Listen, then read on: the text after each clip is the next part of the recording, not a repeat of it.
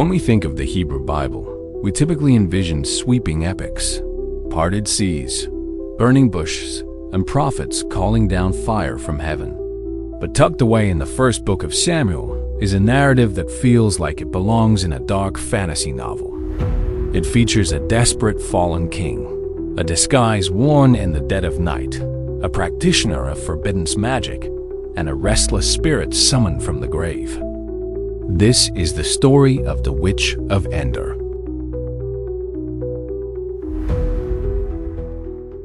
Found in 1 Samuel 28, this account is one of the most chilling, bizarre, and heavily debated passages in ancient scripture.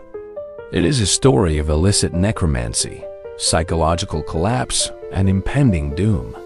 But beyond the supernatural horror, it serves as a profound, tragic character study of a man entirely abandoned by the divine. Today, we are going to dive deep into the night King Saul crossed the ultimate line, the theological mysteries of the spirit realm in ancient Israel, and why this terrifying ghost story is crucial to understanding the biblical narrative. To understand the gravity of what happens in Endor, we first have to understand the sheer desperation of King Saul. The narrative sets the stage with a looming existential threat. The Philistine army is gathered in massive numbers at Shunem. Saul has arrayed his Israelite forces at Mount Gilboa, but when he sees the size of the enemy camp, the text tells us he is terrified. His heart trembles greatly. But Saul's true crisis isn't military. It's spiritual. For years, Saul has been caught in a downward spiral. He has lost the favor of Yahweh. His kingdom has been prophesied to be torn away and given to David. And his spiritual mentor, the great prophet Samuel, is dead. In his panic, Saul tries to consult God for a battle strategy. Verse 6 outlines his attempts. He inquired of the Lord, but the Lord did not answer him by dreams or Urim or prophets.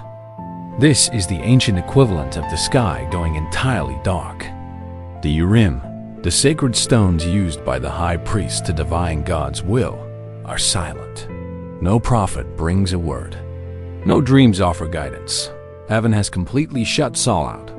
The silence is deafening, and it drives him to madness. Here is where the supreme irony of the story emerges. Earlier in his reign, when he was zealous and obedient, Saul had actively purged Israel of mediums and spiritists.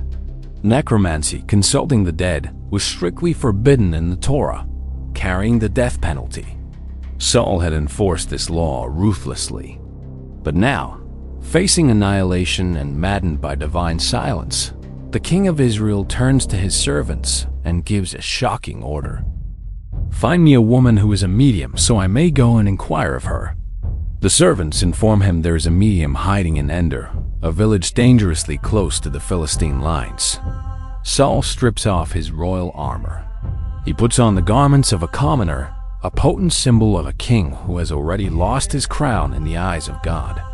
Under the cover of darkness, accompanied by only 2 men, he sneaks behind enemy lines. When they arrive at the woman's door, Saul asks her to conduct a seance. He says, "Consult a spirit for me, and bring up for me the one I name." The woman is terrified, and rightfully so. She reminds this stranger that King Saul has cut off the mediums from the land.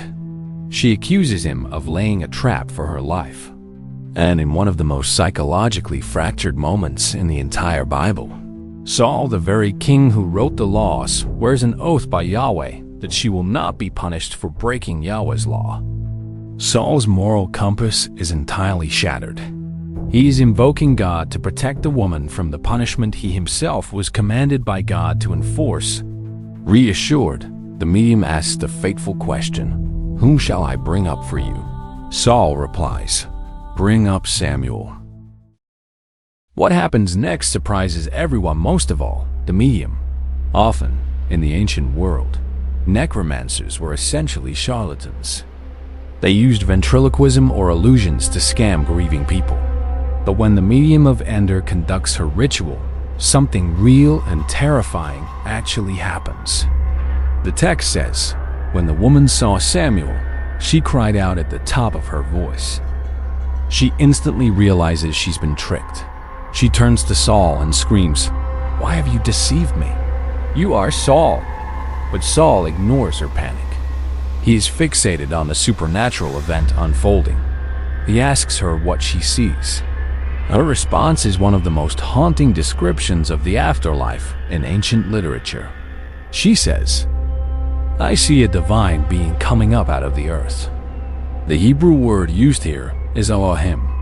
While we usually translate this as God in the ancient Near Eastern context, it can also refer to an entity from the spirit realm, a powerful otherworldly being ascending from Sheol, the underworld.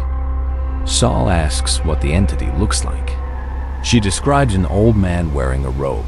Saul knows instantly it is Samuel. He bows face down to the ground. There are no warm greetings, no comfort from the great prophet. Samuel's spirit is angry. His first words are, "Why have you disturbed me by bringing me up?" Saul pours out his miserable heart. The Philistines are attacking. God has turned away, and he needs to know what to do. Samuel's response is utterly merciless. He tells Saul that because he disobeyed God years ago, the kingdom has been torn from his hands and given to David. But then, Samuel delivers the final crushing blow. He looks at the king and prophesies, "Tomorrow you and your sons will be with me. The Lord will also give the army of Israel into the hands of the Philistines. Tomorrow you will be with me in the grave." Upon hearing this, Saul physically collapses. The text notes his full length falls to the earth. He is paralyzed by fear, completely devoid of strength, having eaten nothing all day and all night. The king is utterly broken. The Witch of Endor narrative is a theological lightning rod. For centuries, theologians, rabbis, and biblical scholars have debated what actually happened in that room. How do we categorize this event? There are essentially three major interpretations. Number one, the hallucination theory. Some argue that the medium faked the whole thing, or that Saul, starved and sleep-deprived, hallucinated the encounter. However, the biblical text itself doesn't read this way.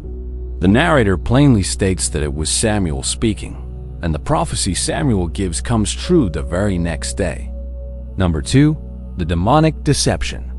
Many early church fathers, like Tertullian, and later Protestant reformers, like Martin Luther, fiercely argued that God would never permit a holy prophet to be dragged from paradise by demonic magic.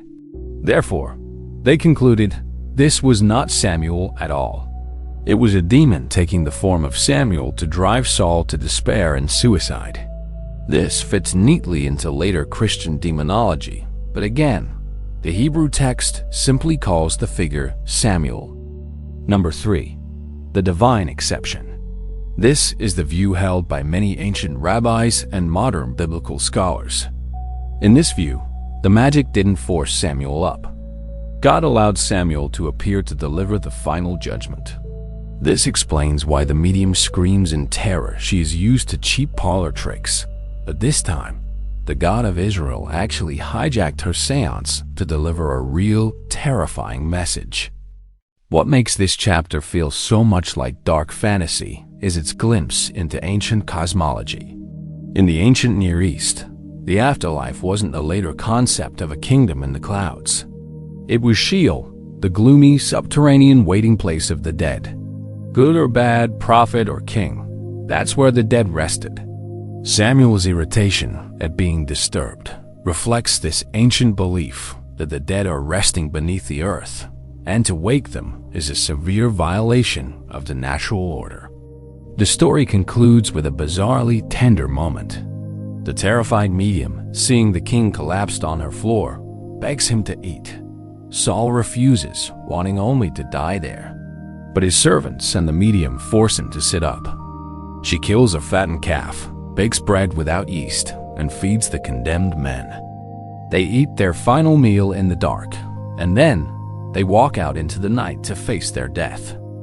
The Witch of Endor is not just a ghost story to scare readers. It is the tragic climax of King Saul's life. It shows the devastating psychological toll of a man who has lost his connection to his purpose, his morality, and his God. In his desperation to hear a voice from heaven, Saul dug his own grave. He sought a shortcut through forbidden darkness, only to find that the darkness had nothing to offer him but the exact truth he was trying to outrun. It remains one of the most haunting, deeply human, and undeniably chilling narratives in the biblical text, a stark reminder that sometimes the most terrifying monsters are not the spirits we summon, but the desperation we allow to consume us.